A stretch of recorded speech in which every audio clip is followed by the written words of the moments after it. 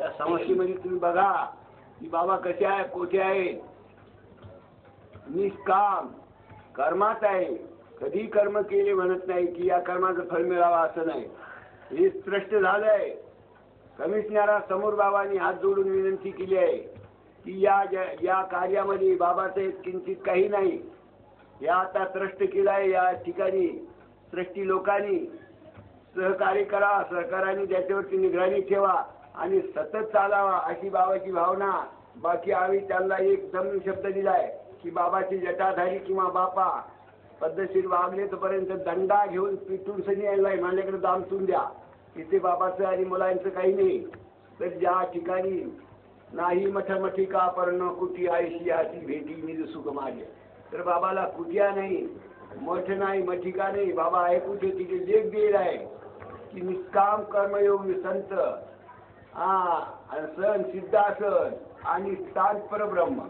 जिथे बसेल तिथे परब्रह्म आहे. अशा ज्या जागेवर बसतील ती जागा बाबाची आहे.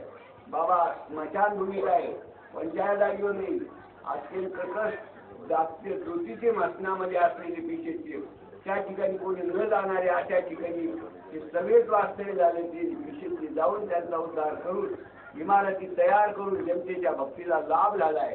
तर या करताना आता सांगायचं तात्पुरते ते कोणती लोकांचे आकाशवाणी केंद्राचे लोक आले तर बाबा काही बोलले नाही. पर्याय नाही, कुणीतून हाकून आणले आणि बरंच बोलायला लावलं. तुम्ही तुमच्याकरता बोललो नाही, तुमच्याकरता दाखवलं. बाबाचा सकाळचा प्रोग्राम नित्य रोज जन्मापासून म्हणजे तोपर्यंत हाच प्रोग्राम चालू.